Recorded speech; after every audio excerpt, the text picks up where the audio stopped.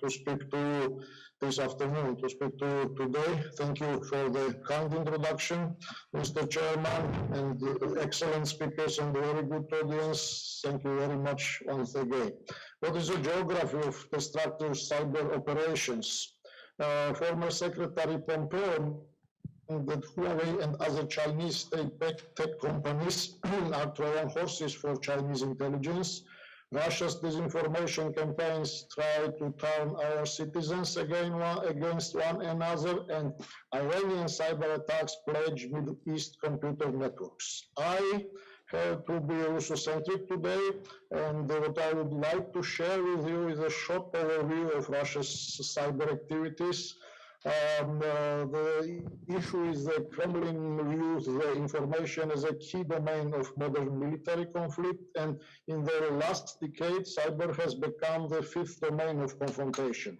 The cyber operations today are an important part of any war, conflict, or confrontation, and Russia is successfully developing its offensive cyber capabilities to achieve its political, economic, and military goals, as well as geopolitical advantage. How far will with what means and to what extent can Russia reach into global finance, energy markets, digital economy, communication, public services, or information systems, and from the use of malware such as NotPetya to SolarWinds or to Yandex and Kaspersky? What are the means of frustration? Can the Kremlin score an unexpected success in cyber war? We are insufficiently prepared, and when will we stop defining and start coping with the cyber challenges? These are the questions of today's. And we can see how Russian cyber power is becoming more and more sophisticated. Cyber attack against Estonia in 2007 was its political message, and the primitive operation for the bronze soldier aimed to provoke public unrest and mass disorder. This was the first attempt of using cyber to influence political processes. For the following year, in 2008, the use of cyber operations in the Russo-Georgia War was a well-organized complementary process to conventional military actions, aiming at creating an information vacuum, spreading disinformation, and clogging the channels of international support for Georgia. Later, in the war with Ukraine in 2014-16, Russia managed to utilize the capabilities of large telecommunication companies to secretly eavesdrop on their clients, determine their locations, and use this information to make psychological influence and to determine locations for military means, for artillery strikes. In addition, Russian intelligence services for the first time disabled part of the Ukrainian energy system by using sophisticated malware. Soon, Russia's destructive cyber activities went beyond the post-Soviet area, and Russian government-connected hackers, Russian intelligence services, targeted elections in Europe and the United States. We can argue that in recent years, Russian cyber-enabled influence operations has been aimed at attacking to state democratic institutions and the state sovereignty. One good example for this was extensive GRU organized cyber attack in 2019, when thousands of Georgian websites like government, courts, media, NGOs, and the TVs were defaced. Attackers replaced the landing pages with electronic graffiti, and images of former President Mikhail Saakashvili were saying, "I will be back." The attack was massive but less sophisticated, and this could be an intelligence by attack strategy, testing vulnerabilities, defenses, and resilience of our country before the parliamentary elections 2020. We must consider that even low-tech defacement could result quite high damage to weakly protected infrastructure. Several cyber attacks against Ukraine, including website defacement and destructive wiper malware, have made headlines last month as military tensions along the Russian-Ukrainian border have escalated.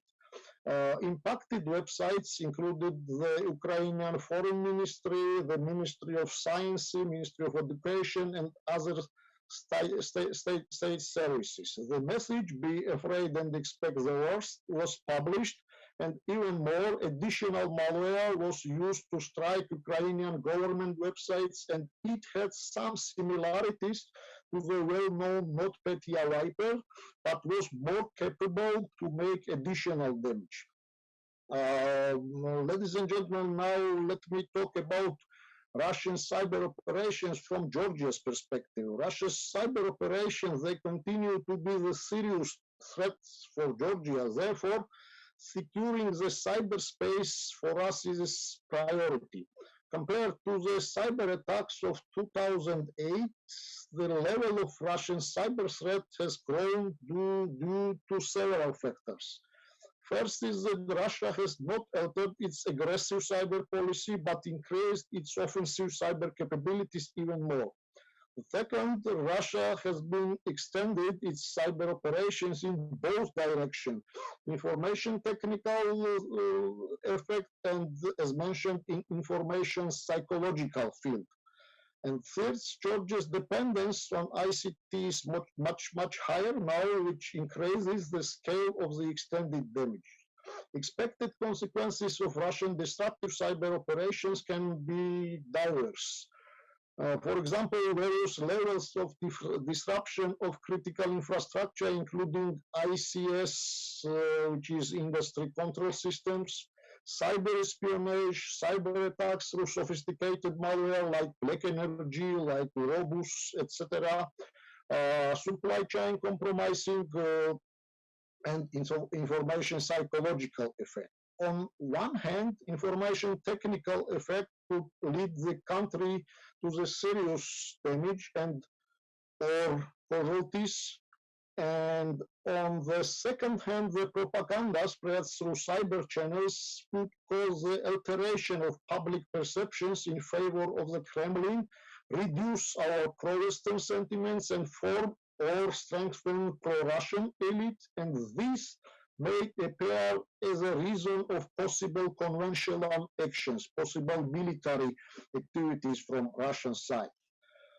Let me conclude with the suggestions and recommendations what Georgia and what small country can and should do to ensure resilience against the cyber threats. After recent developments, the White Washington is going to invite allies like UK, Denmark, Estonia, and France to the annual exercise organized by US Department of Defense, by DoD, and according to official information, the exercise will build the community of cybersecurity operators and enhance capabilities in terms of detecting malicious actions against critical infrastructure and synchronizing countermeasures and joint responses.